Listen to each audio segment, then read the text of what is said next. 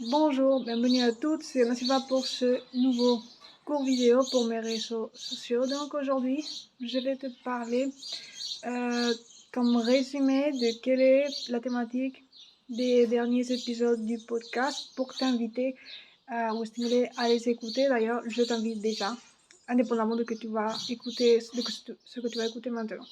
Donc en fait, pour résumer, il y a l'épisode 6 de la deuxième saison du podcast de What Heart, qui en fait correspond globalement, parce que c'est pas l'unique saison que j'ai transmise ou enregistrée, ça correspondrait à l'épisode 26 globalement.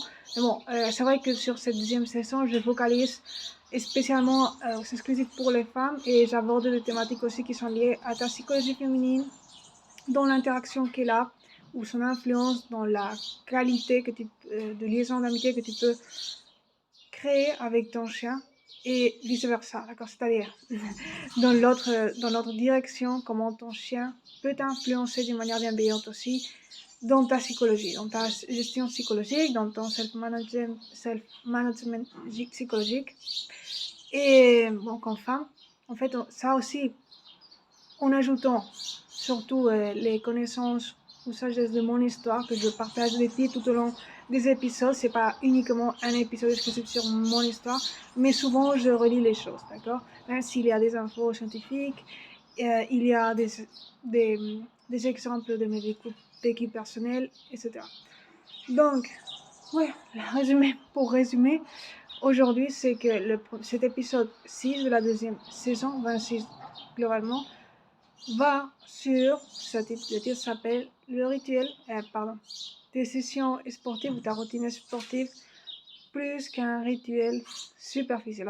Alors je crois que c'est très important parce que normalement le sport c'est vraiment cool, mais c'est aussi un sujet qu'on a comme des stéréotypes encore sociaux pour les aborder. Normalement c'est lié beaucoup à la compétition, qu'on parle du sport dans la société, normalement oui, on a des schémas qui ne sont pas bienveillants pour notre psychologie féminine, et surtout qu'on veut le relier à, à la pratique, à la pratique pour créer cette belle relation épanouie avec ton chien. Donc on emmène tous ces stéréotypes sociaux ou schémas limitants, parce qu'à la fin ça limite et pas, ce sont pas bienveillants pour ta psychologie. On les emmène là, et donc ça va pas créer un résultat optime pour toi, d'accord, pour l'objectif d'augmenter la qualité de ton lien émotionnel et spirituel avec ton chien. En plus, que le sport aussi est relié beaucoup au fait physique, comme de développer le physique. Donc, souvent, comme on élimine ou on ignore, consciemment ou inconsciemment, le fait de le relier à l'esprit, de le relier à, à la dimension subtile de l'âme, dans ce cas, par mon histoire du cœur sauvage du chien. Et donc, c'est souvent dans ces deux épisodes du podcast, parce que les deux ont beaucoup de liaisons, je parle de ça, de tout cela, de sport, pas uniquement du sport, surtout dans l'épisode 6, oui, mais à la fin, il y a comme une liaison, comme je vous dis. Et je parle de ça, comment relier ces aspects. Pour l'épisode 6, le sport comme moyen d'augmenter la qualité de ton lien avec ton chien dans ton lien, dans la dimension émotionnelle, et aussi en la fusionnant à l'esprit. Et ça, je l'aborde d'une manière générique. C'est vrai que je approfondis pas tout ce que je pourrais approfondir, et je vous donne les raisons dans l'épisode. Évidemment, sinon ça prendrait encore plus de temps. Mais déjà, je le fais d'une manière importante pour que tu puisses avoir une vision réelle de ce qui peut être, du potentiel. D'accord? En plus, dans l'épisode 7, j'aborde, attention, avant de passer au résumé de l'épisode 7, je veux dire que, on parle déjà presque pour 5 minutes.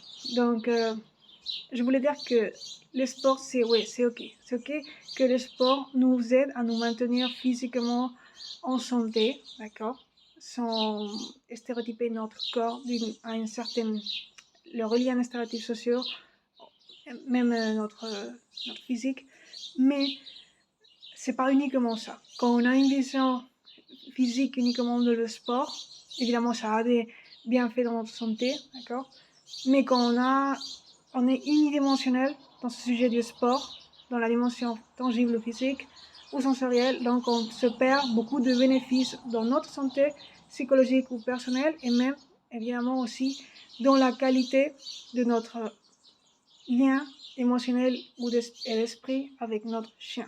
D'accord? C'est ce que je voulais dire ou j'insiste à nouveau sur cet épisode. Épisode numéro 7. Je parle de la triade du succès qui propulse encore ton lien d'amitié avec ton chien. Et je parle de 3. C'est vraiment important de comprendre ces 3, de les différencier et d'essayer de les intégrer en conscience. D'accord? Même si on parle de différentes dimensions et il ne faut pas les confondre.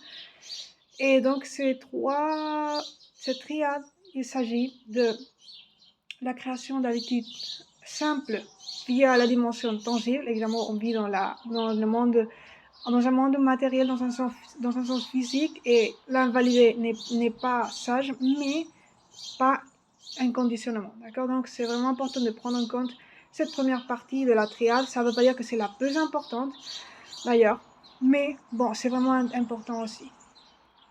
Point B de cette triade, c'est être capable ou pratiquer, influencer ta psychologie ou te gérer psychologiquement ou gérer tes émotions via justement être capable de te gouverner, de diriger tes émotions ou influencer ta psychologie, autrement dit, via la gestion de tes émotions ou de ta dimension émotionnelle. C'est vraiment important parce que normalement, on oublie facilement ça dans un contexte relationnel d'amitié avec l'espèce canine ou ton chien. Notre chien, on oublie ça parce que on oublie qu'on a une influence au-delà de ce qu'on fait, c'est-à-dire des actions qu'on fait, de la promenade qu'on fait. On oublie ça parce qu'on focalise beaucoup aux faits, à ce qu'on fait, les faits, les événements qu'on fait avec notre chien, combien de fois on le promène, et ça c'est important, combien de temps on le promène, qu'est-ce qu'on fait, quelle activité on fait pour jouer avec lui ou elle. Mais ça, c'est un point. Mais comment on le fait, ça a une influence encore majoritaire. Et dans le comment on le fait, comment tu le fais d'ailleurs, c'est ton monde intérieur. C'est comment tu influences émotionnellement ton chien par la consistance de ton état émotionnel, par la répétition, comment tu te présentes à ton chien. Et si tu ne contemples pas cette variable, tu vas voir que ton chien, dans le long terme ou moyen terme, il va développer des comportements qui ne sont pas alignés à ce que tu as fait ou pratiqué avec ton chien. Et donc, tu ne peux pas relier ce comportement à ce que tu fais, mais réellement, il y a une liaison parce que tu as fait aussi, d'un point de vue intangible, via tes émotions que tu lui as transmises, tes émotions majoritaires, par répétition. Ça, c'est aussi important. Deuxième variable, point B. Point C de cette triade du succès, ça serait, ça c'est par rapport à mon histoire, et donc c'est un concept vraiment spécifique, connecter ton degré de connexion au cœur sauvage de ton chien. Ça, c'est la clé de l'épanouissement, selon ma méthode de The Wild Heart, pour créer cette relation d'amitié avec ton chien épanoui. Et bon, ça c'est une chose à laquelle je crois, qui n'est pas liée ni conditionnée à la dimension ni émotionnelle. Attention, ça ne veut pas dire qu'il n'y a pas une manière de la renforcer en sachant comment le faire, ni conditionnée à la dimension tangible physique. Donc, c'est vraiment spécial et c'est vraiment lié à mon histoire. Et vraiment, c'est réel parce que la dimension subtile ou énergétique, ça aussi, c'est une réalité, d'accord, même si on ne la voit pas comme la dimension émotionnelle. Et bon, moi, normalement, au lieu d'appeler dimension énergétique, j'appelle cœur sauvage du chien. Et ça, c'est parce que ça a une liaison avec mon histoire et que je ne vais pas raconter maintenant toute mon histoire. Mais bon, ça, elle est déjà diffusée génériquement, je veux dire, ou globalement sur mes réseaux et ici sur le podcast aussi.